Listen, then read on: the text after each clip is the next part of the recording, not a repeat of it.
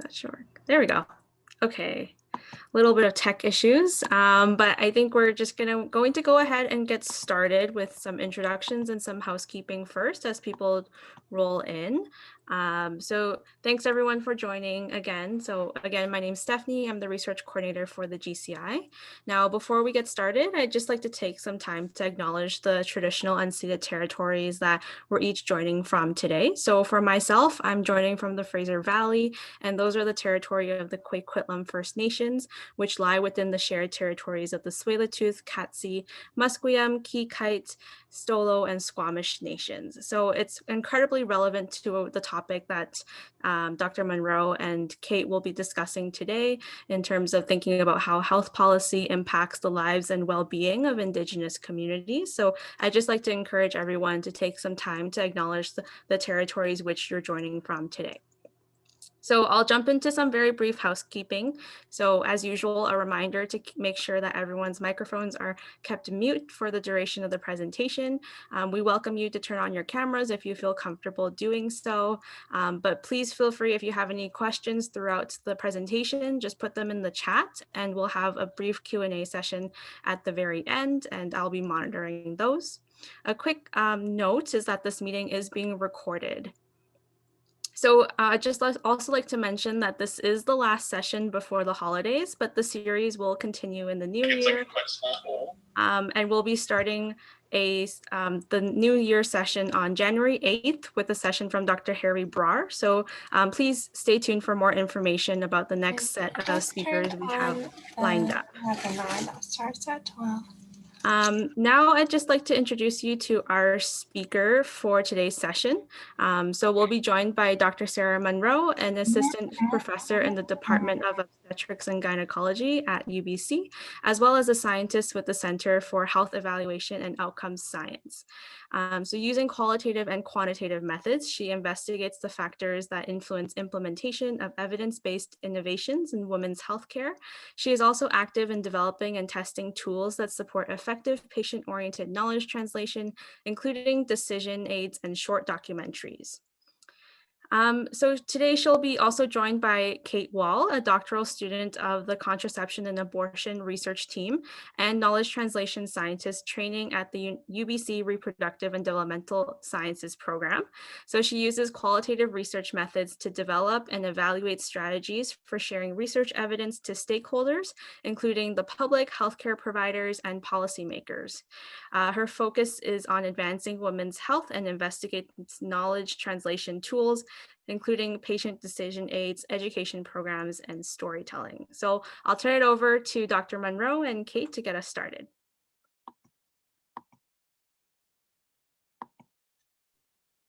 Thank you very much, Stephanie. I'm going to be probably popping back and forth between the chat and the participant list as people join in.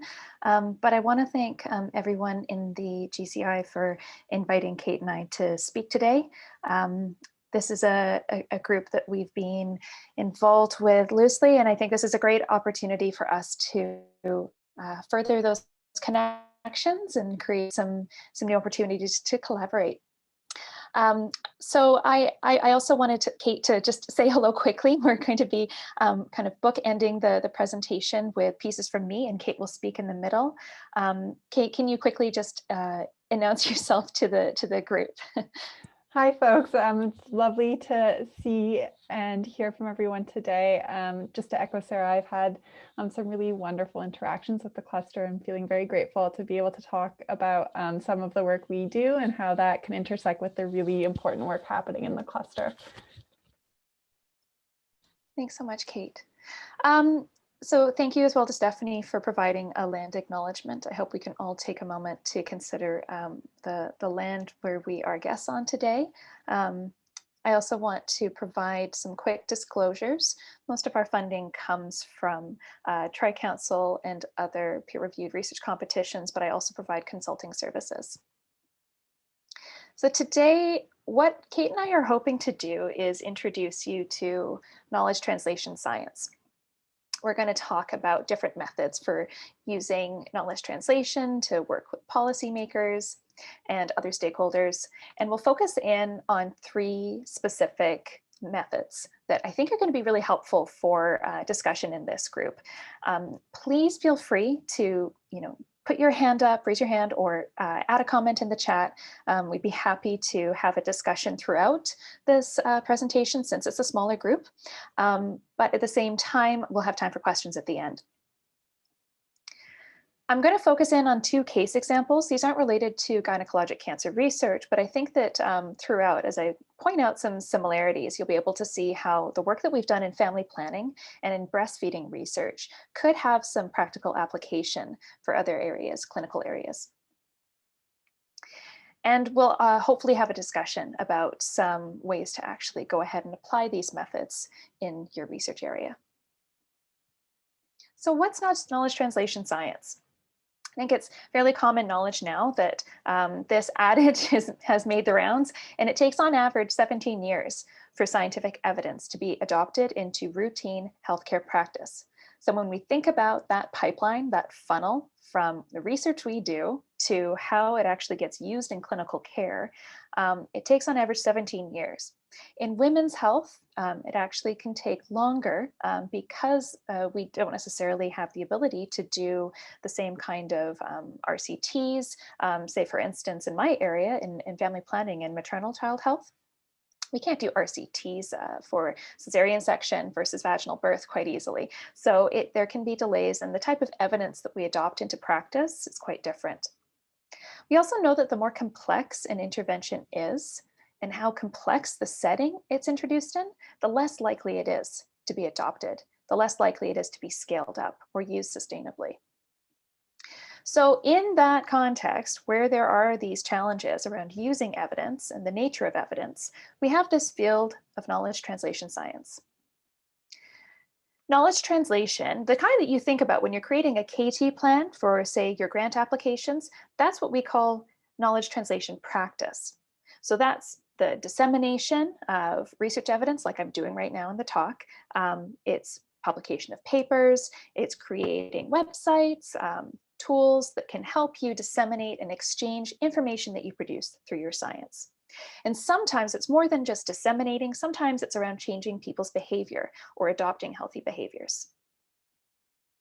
KT science is the study of those processes. So studying what actually works to disseminate scientific evidence effectively to specific audiences.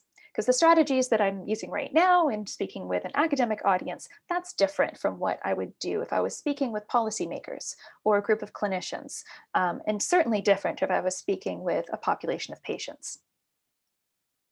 Now, just so we have really clear understanding of terminology, I think of this as distinct from implementation practice. That's where we're actually taking research evidence and putting it into clinical practice or policy.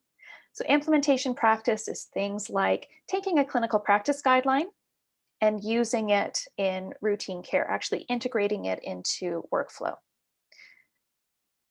And then implementation science, it follows, is the study of those methods, study of how to get evidence-based interventions into clinical practice, into organizations, what works for whom, in what context, and why and how. Okay, so I find this to be a really helpful rubric for situating us in the landscape of KT science. What's missing here is a term that we use a lot in the Faculty of Medicine, translational medicine. And I know the cluster uses this term a bit in work around gynecologic cancers. What's translational medicine? Translational medicine is about taking therapeutics, taking clinical discoveries, and getting them into the pipeline for adoption. So it can be taking a therapeutic and working with industry. It can be working with health authorities to understand how we could take a new screening tool and implement that into routine care. It could be working with policymakers to figure out how do we set priorities for making something in routine use across a province or across a health system. And We can integrate knowledge translation throughout these different stages, but primarily the type of work that Kate and I do is at the end of this pipeline. So you could think as well, here's another analogy, of translational medicine really focusing in on pillars 1 and 2 of biomedical and clinical research. And the type of work that we do around KT science is primarily in the area of pillars 3 and 4. So population and health services research. All right. Something that I wanted to point out, though, is around how we can work with those stakeholders, with clinicians, patients, policymakers throughout the research process, throughout the pipeline, to hopefully accelerate the impact of our interventions and innovations. So integrated knowledge translation. Again, getting down to a common set of terms here. This is about integrating those stakeholders throughout the research process. So here, throughout the pipeline. An example would be if you're working on a screening tool or a clinical diagnostic tool, you could integrate end users like patients and clinicians and other allied health professionals into the research process to make sure that what you're coming up with in the end, the thing that you're implementing in practice, is actually going to be useful to those who are using it, that it clicks in and works really effectively with their usual routine workflows. It's consistent with their scope of practice and standards of care. So those are all things to consider.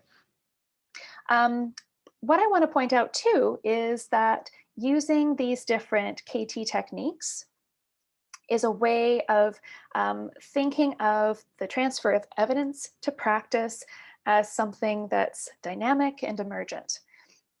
It's about helping it happen, helping evidence get through that pipeline. A let it happen approach is really passive. So, you know, if you make it, they will come. We know that that's not very effective. Another way of thinking of doing it is around making it happen. A make it happen approach would be, you know, setting a standard and requiring people to follow it. That top-down approach is not always very effective. We know that's really hard to change people's behavior. This idea of using knowledge translation techniques, it means that we're working in negotiation with stakeholders. We're enabling practice. We assume then that the transfer of evidence into practice is a social process and it requires technical steps. And the metaphors that we can use for KT are around diffusion and knowledge transfer. And I think this is really helpful for thinking about how, not just what KT is, but what it is not. So it's not about just disseminating research and hoping that people will use it. It's also not about coming up with strict protocols and hoping that people will follow. So the first thing that we do, and I'm going to start here in talking about integrated knowledge translation, and you might want to think about how this applies in your own research. If you're going to have people, stakeholders involved in your research from day one, think about these things. Who are the users? So who are the people who are going to be using the research evidence or the tool that you create? When do you engage with them? So is it from day one in designing your research questions, or is it a little later in the process after you've actually developed a tool and you're thinking about your implementation toolkit? So how to get this intervention to be used in routine practice. What's the purpose of engaging? So what's your KT aim? Is it around changing knowledge? Is it changing behavior? Is it a combination? Because different strategies will work depending on the objective. And then how do you evaluate? How are you going to know that you've achieved those aims? So these are things that you can think about including into your KT plans so that you're going beyond just thinking about dissemination and spread and publishing knowledge to how can you work with different users throughout the research process. And I'm not assuming that you're not already doing this. I'm sure that there are many people on the call who are already using integrated KT as part of their research process. So I'm going to turn first to a case example of how we've used integrated KT on research in family planning. And if there are any people in the waiting room, Stephanie, or you notice anything, just let me know and speak up, please. All right, so a bit of background about family planning in Canada. We know that in Canada, 1 in 3 women will have an abortion in their lifetime. Abortion is an essential health service. During the pandemic, it has not been considered elective. Surgical and medical abortions have been continued to be provided. In 2012, before we had a shift in how abortion was provided in Canada, 96 of abortions were provided surgically. And most of these surgical centers were close to the US border, which made it really difficult for people living outside of that geographic area in rural and remote communities. It made it difficult for them to access abortion care. But there was a shift in the last few years. Mifepristone was introduced to Canada. It's a combination of mifepristone and misoprostol. It was approved in 2015, but the implementation of this innovation was delayed by 2 years as Health Canada was trying to work out some kinks with the manufacturer. Some of those kinks were related to the drug distribution system. The manufacturer decided to model it after Australia's system. And if you know anything about abortion, policies and politics and laws around abortion care vary around the world. Australia is kind of in a middle range. It's a little more restrictive in terms of its laws. In Canada, there are no legal restrictions on abortion, and it can be provided just like any health service. In Australia, there were some restrictions, and we anticipated that these could be barriers to access. So one of the requirements was that the abortion pill had to be prescribed by physicians, and they had to dispense it directly to patients. So this meant bypassing pharmacies, and pharmacists provide a therapeutic double check. They're experts in dispensing. This was something that we anticipated could be against scope of practice in some provinces as well, as physicians, for instance, aren't able to dispense in Quebec. We also, at the bottom here, saw that there were a number of things that could be construed as paternalistic. So prescribers had to observe the patient swallowing mifepristone. They couldn't, go get the pill from a pharmacy and take it at home on their own time. And there had to be a mandatory patient consent form filled out. So taken together, we thought that even though the pill could potentially make abortion more accessible across Canada, these restrictions would make it so that it would have to be provided in surgical centers or in places where there already were some systems in place. There was this big implementation gap that we anticipated.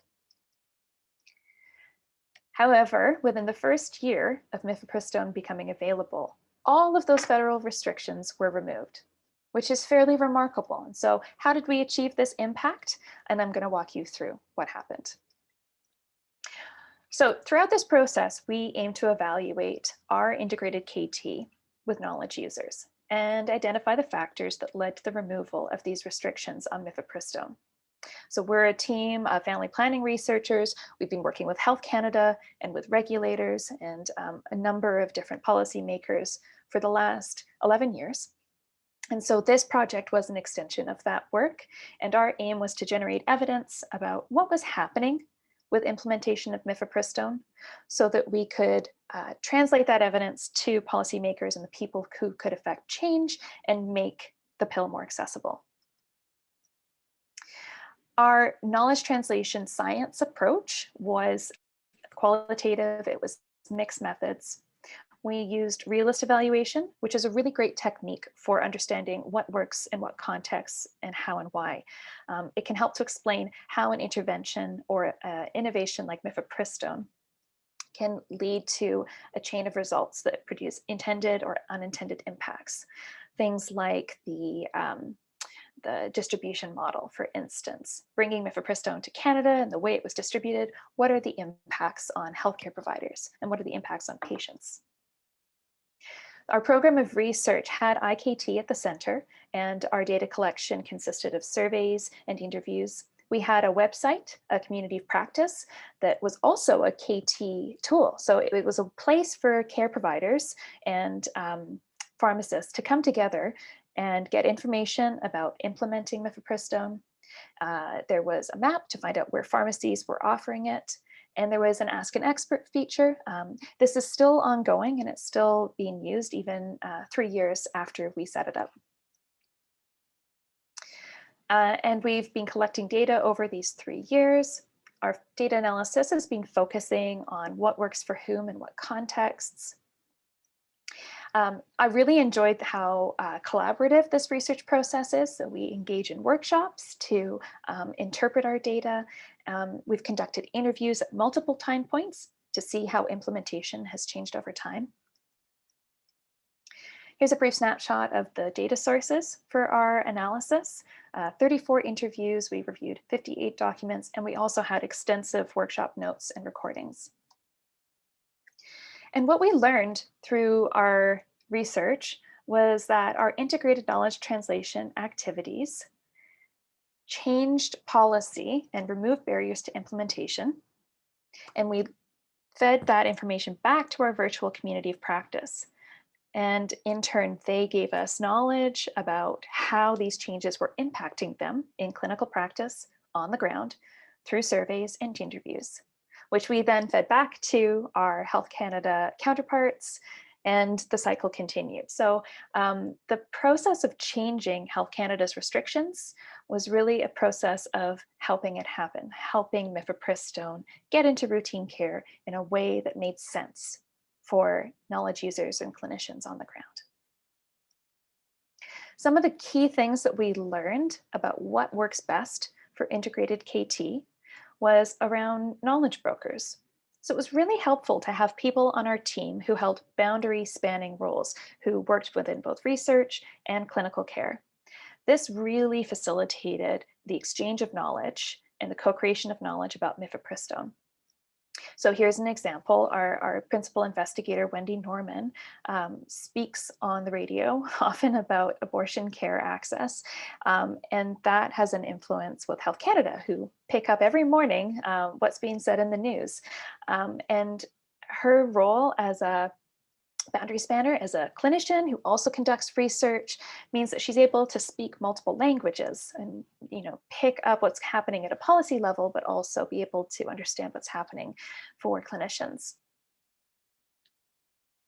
I mentioned that we had long-standing relationships with these different knowledge users, and for many of us, we've been working together for over 10 years. This really helped with influencing policy change. And I have to point out that a lot of this was supported by quality funding. So we had funding from CIHR and the Michael Smith Foundation to have regular meetings, to hire research staff that could facilitate those meetings, and to support travel to Ottawa so that we could have face-to-face meetings with decision makers there pre-COVID. And finally, I want to point out one of the key things here that made it possible for us to affect change around abortion care was our shared values. So mifepristone was introduced where government values were aligned with feminist principles. The Trudeau government had just taken office, and there was an initial push towards demonstrating that the government was supportive of access to abortion care and other feminist aims. And so this shared goal actually made it quite easy for us to start on the same foot and identify that restrictions such as patient consent and watching the patient as they swallow the drug, that these weren't consistent with government values. They also weren't evidence-based. So as I come to the close of this case example, this leaves us with the question: what happens if you don't have shared values? Certainly for abortion care in other settings around the world, we see that policy change is much slower, where you don't have the same shared principle that people should have access to abortion care. What about for other clinical areas? And perhaps you could each take a moment right now to think in your own research areas where there's a clinical topic where the evidence is uncertain, or people hold conflicting beliefs and recommendations about what are best practices and what should be recommended to patients. How do you actually engage in integrated KT when you and the stakeholders you work with don't agree? So I'm going to turn now to a case example and talk to you about value proposition mapping. This is a technique that can be really helpful when there aren't shared values in a research team. A value proposition, this is something that's borrowed from business and marketing literature.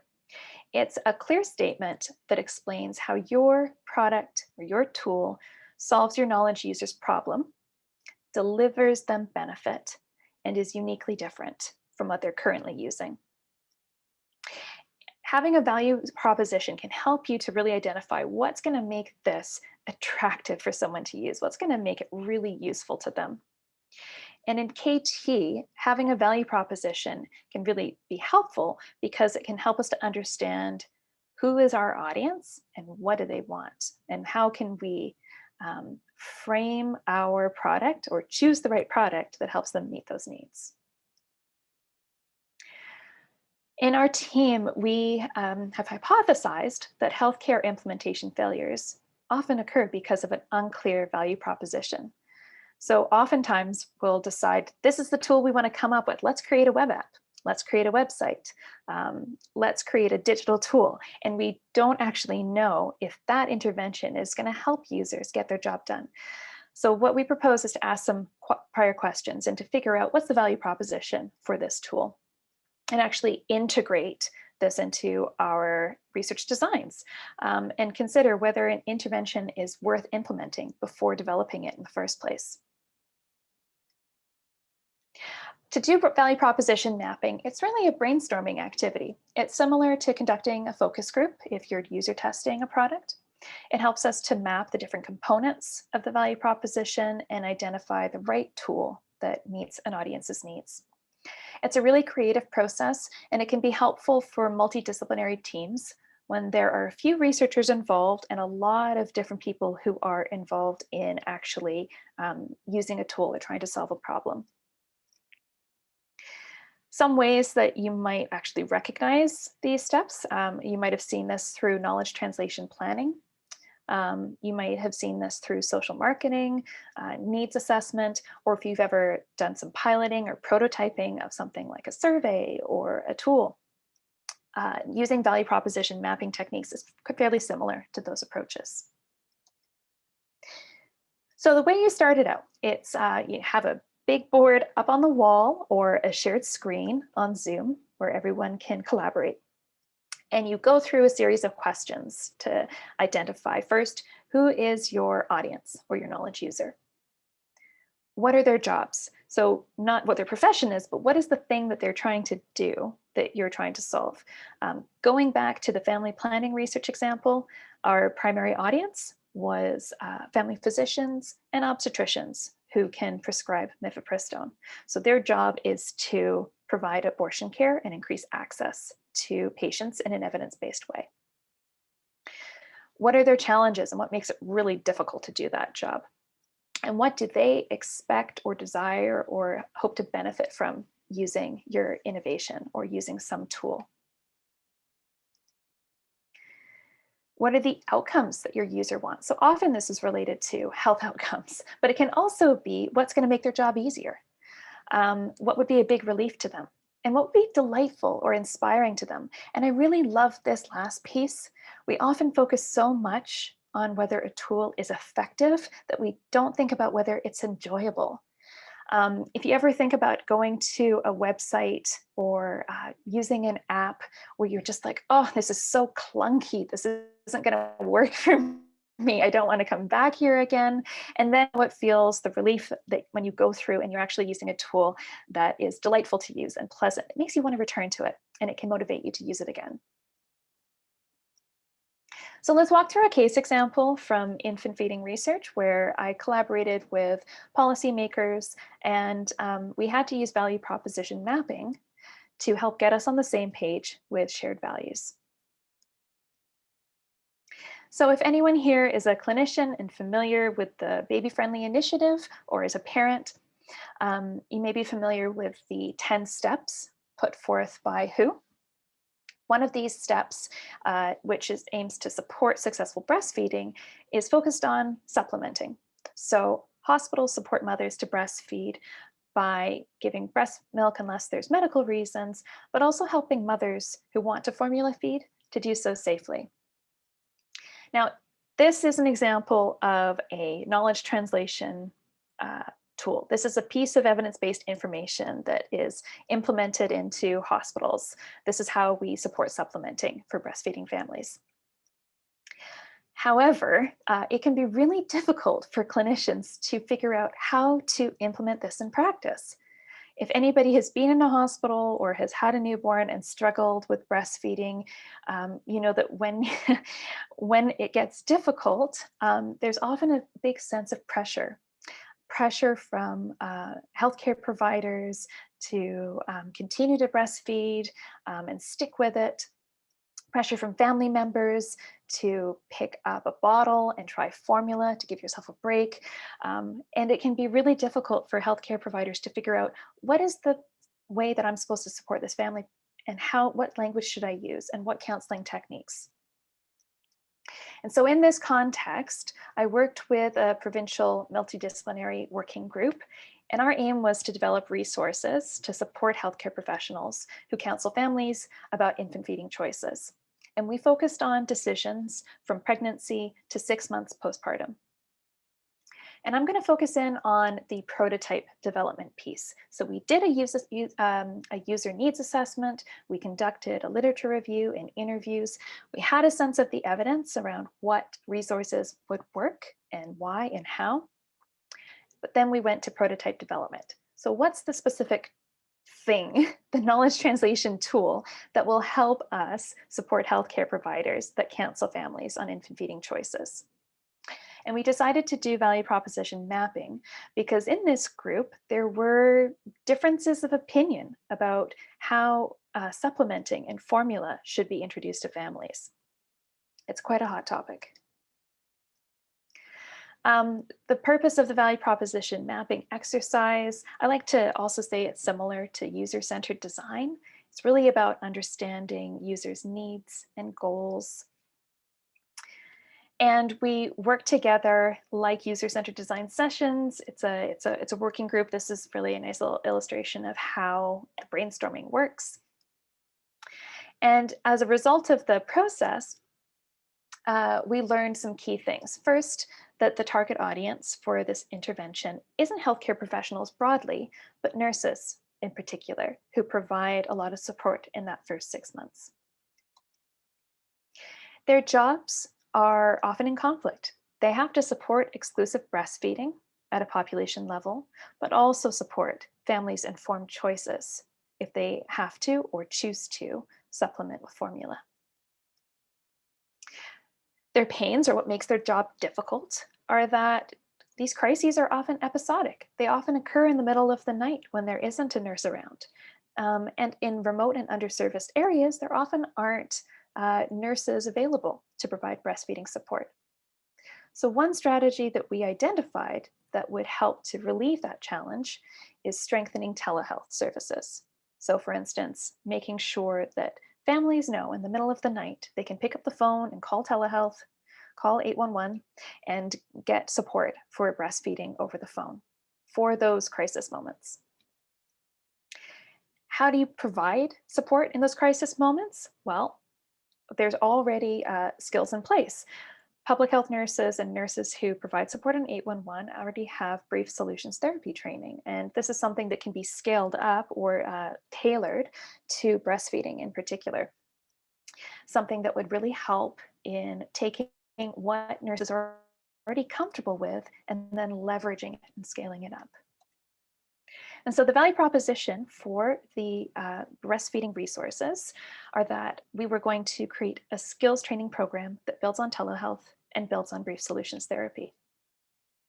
And it helps healthcare professionals who support informed choices by enhancing trust in brief encounters. It engages multidisciplinary teams. We also thought that it'd be helpful to bring in peer workers and family in the design of this training program. And this training would be different from other programs. So this is what's new and novel about it. This is what makes this training program different. Most training focuses only on breastfeeding skills promotion. So training nurses in how to teach families to breastfeed. What this would do differently is to help people think about the decision-making process. So how did we use this value proposition mapping to inform our project?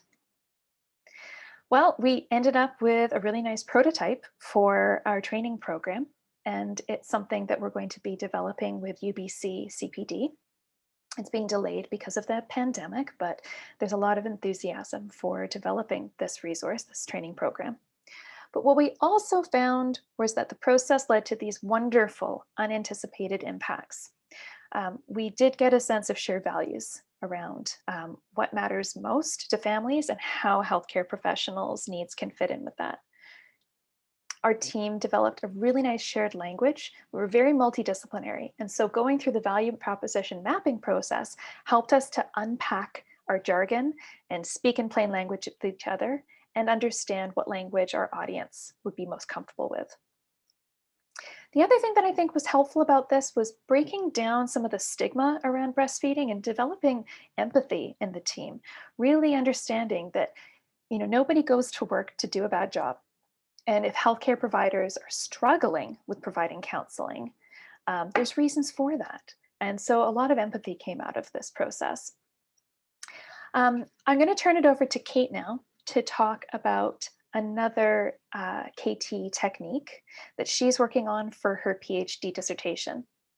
And I think that what we learned about value proposition mapping and focusing not just on the outcome, but the process of doing knowledge translation like this, it's really exciting, and it's something that I'm excited that Kate is bringing into her work as well. So Kate, I will let you go ahead and just tell me when you want to advance the screen. Thanks so much, Sarah. I think we can hop to the next slide. So as Sarah's outlined for us beautifully so far, one of the key factors in successful KT is really tailoring your work to your target audience. And policymakers are a very unique target audience, and there's a few things to consider when engaging in that with that population. So for example, unlike pure scientists, policymakers may not be able to consider evidence hierarchies or weigh them in the same way, because they're also responsible for thinking about a range of other factors that are integral to the democratic process. Given the breadth of their responsibilities, policymakers may also not be able to gather all of the relevant information, especially for time-sensitive decisions. In addition, policymakers share their decision-making with power with many other actors operating in complex systems, which means that there may not always be a politically feasible way to use research evidence that's brought forward. If you could click next, Sarah. Thank you. So for these reasons, for these reasons, policymaking looks less like a neat, accessible cycle and more like a dynamic ecosystem. So for us as researchers, the question is really, how can we engage in that ecosystem effectively? Next slide, please. So in addition to approaches like integrated knowledge translation and value proposition mapping, there are a range of other existing strategies for engaging with policymakers. Many of those approaches focus on addressing this problem of gathering and considering the available information. So as an example, Canadian researchers have actually led the development of rapid review methods that are less time-consuming and expensive than traditional systematic reviews and aim to support time-sensitive decisions regarding the coverage, quality, efficiency, and equity of health systems. A complementary avenue of work where I sit in knowledge translation science seeks to develop ways of communicating research evidence in a way that really speaks to those multiple actors in the health policymaking system and to galvanize evidence-based action in that area. Next slide, please. Thanks. So one solution that's been frequently proposed in the literature related to the policy or research policy gap is to use storytelling to share evidence. So what exactly does that mean? Well, broadly speaking, stories are accounts of experiences that include characters, plot, and some engaging details. But unlike our childhood fairy tales or favorite TV dramas, an additional feature of story in the context of knowledge translation is that they reflect valid evidence about a health problem or policy solution. And there's a good scientific basis for thinking that storytelling might be effective for KT, which is that cognitive and communications research has shown that stories really help people prioritize, understand, and recall information. So if you think again about the volume of things that policymakers are responsible for, prioritizing understanding and recalling information are an important first step for evidence-based policy. Unfortunately, according to a recent review, it's actually not possible to make robust inferences yet about the impact of storytelling on health policy, just given the quality of the available evidence. Next slide. Perfect. So my doctoral research, like Sarah said, seeks to contribute to the evidence base for storytelling as a method of knowledge translation with policymakers. This work is ongoing now and is proceeding in 3 broad phases. So first, we're conducting a theory-generating review of communication, psychology, policy, and knowledge translation literatures to understand when storytelling works to impact health policy, for whom storytelling is effective, and in what context it works well. This review is complemented by ongoing interviews with policymakers and stakeholders about what they perceive as the utility and impact of storytelling in their work. So much like Sarah was describing before, we want to make sure that any strategy or intervention we design is suited to the audience and the environment in which it's being implemented. The review and the interviews are going to form an initial framework or sort of recipe for storytelling that will pilot test using the case study of access to abortion care in BC during the COVID-19 pandemic. So essentially, we'll be conducting interviews with people about their experience accessing abortion care and reporting the results to policymakers according to the storytelling framework that we previously developed. Policymaker feedback from this testing phase will help us refine the framework to yield a strategy that can be used for scientists looking to do storytelling about their research. Next slide, please. So in summary, this work seeks to bridge a gap between research and policy making by developing an evidence-based knowledge translation strategy. Based on our results to date, we think that storytelling may be particularly effective for sharing key messages about complex health issues and, importantly, for building a shared understanding of stigmatized health experiences. Ultimately, the vision for this work is that researchers who are interested in using storytelling as a method for knowledge translation will be able to follow the strategy we develop in their own work. I very much look forward to sharing more about this research as it progresses, and I'll turn it back to you, Sarah. Thank you so much, Kate. Both Kate and I will be able to answer questions about any of these strategies that we've been discussing so far. I'm going to quickly wrap up what we've been talking about. At the outset, I described how it takes a long time for scientific evidence to be adopted into routine care. Using integrated knowledge translation can accelerate that process and can shorten the pipeline from discovery to clinical application to actually use in routine care. And the mifepristone case example is a beautiful case example of how we've been able to achieve that. We'd like to make our work as accessible to researchers as possible. So our results, our realist evaluation results, like I'm presenting here, we're going to be publishing those as methods case studies to show how to tailor integrated KT into different projects. I pointed out that shared values has been a really core underpinning for our IKT work. And so think about in your own areas of work again. I'd love to discuss where you might experience some roadblocks around values and beliefs and how IKT can help in that process.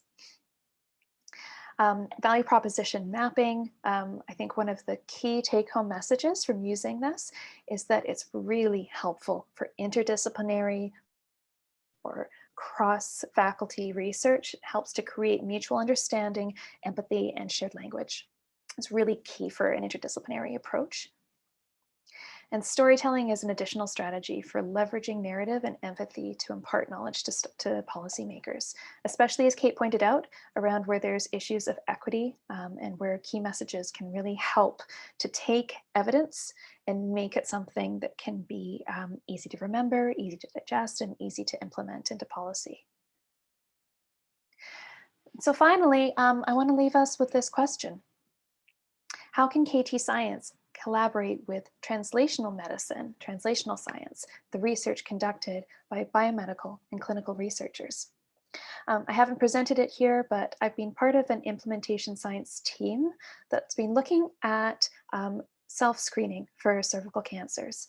This is work that's been led by Gina Ogilvie in collaboration with the BCCDC, and I've come on board as an implementation scientist to study what works for bringing self-screening into different communities. We've put forward a number of grant applications to do this work.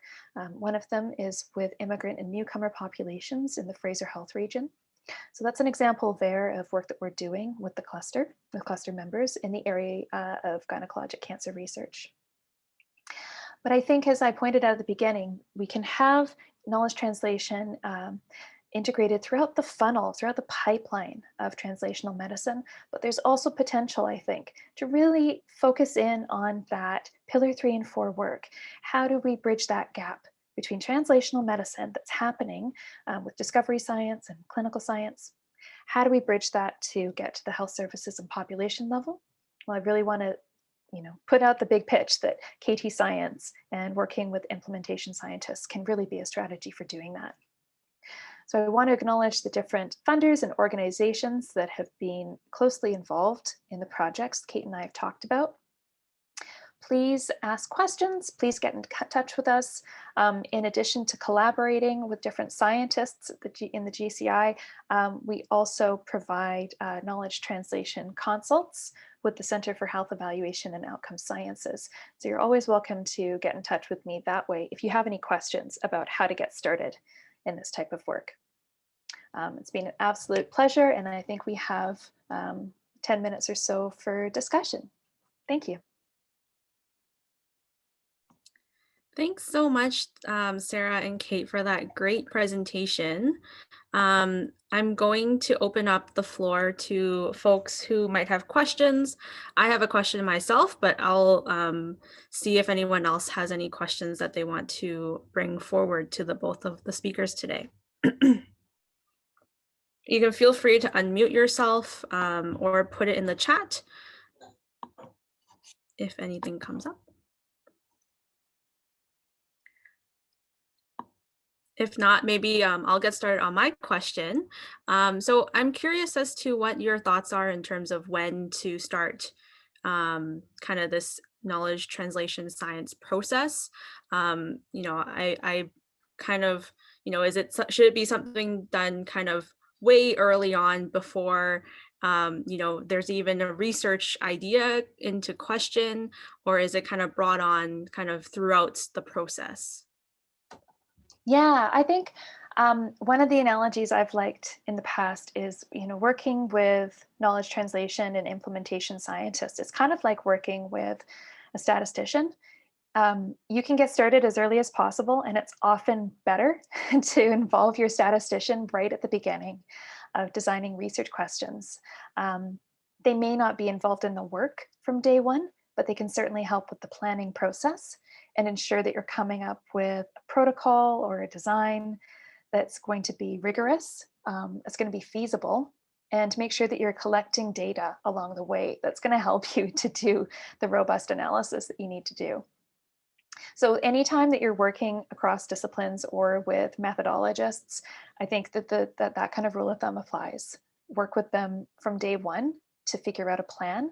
And then you can tailor it to decide, do we want to have, integrated KT? And so part of the work could be identifying which policymakers or health authorities are going to be involved and how to connect with them. Is it going to be meetings? Is there a community of practice or a college or a subgroup, a standing committee that you can connect in with? Or it could be more end of project related, but I think the earlier you engage, the better. I'm curious, Kate, if you have anything to add or any thoughts on that. I love that statistician analogy, Sarah, and I think my only addition would be to say that at UBC there's increasing resources to support KT. So Sarah mentioned CHAOS. The WHRI also has knowledge translation support, and there are increasing opportunities for trainees to develop those skills as well. So it can seem daunting, I think, if knowledge translation hasn't been a usual part of your proposal and research development process, but there are tremendous researchers and resources around UBC that can help for sure. Thank you both for that answer. Speaking of which, in terms of resources, I'm thinking a lot in terms of kind of the foundation of why the clusters exist is to really build infrastructure to support research. Is there, a couple resources that would be good for a cluster to kind of support and build themselves, or are these resources more things that we should tap into? I feel like we should be doing both, but are there anything that speaks in terms of what clusters could be doing to build infrastructure to develop more effective KT? Yeah, I really enjoyed, I did interdisciplinary studies for my PhD. So this was kind of like, how do you do interdisciplinary research was something that we were trained in. And I really liked through that process, kind of the speed dating that we had to do with different students and faculty from different disciplines, and really figure out where were the potential linkages and how we could connect. So I think for people who are interested to, build teams and build KT science into it, I think that it'd be really nice to have more opportunities for that type of networking. The other thing that I think would be helpful is to leverage other good work that's taking place. So not necessarily that the cluster has to create new resources, but provide links with existing ones. So Kate's mentioned the resources that the WHRI has made available. We also at UBC have a new program called the Knowledge Exchange. And I can't remember which portfolio they're in at UBC, but their whole aim is to support faculty to engage in knowledge translation. And it's not just in the Faculty of Medicine, it's cross-faculty, but they're providing training. They're looking at providing opportunities like that networking. And they are really interested in learning from existing groups about what their needs are. So again, going back to this whole needs assessment approach, design what's going to be helpful to people. I think that would be a really useful group to tap into. Great, thank you so much. So I don't see any questions in the chat, so I think we'll probably end off the lunch rounds here. So thanks so much, Sarah and Kate, again for joining. And if folks are interested in connecting with them both, their information is just on the screen here. And I will, and of course, the recording of this session will be posted on our website. So this is the last session before the holidays. So we'll see everyone in the new year, and hope everyone has a great holiday season. Thank you so much. Thank you. Thank you. Happy holidays, everyone.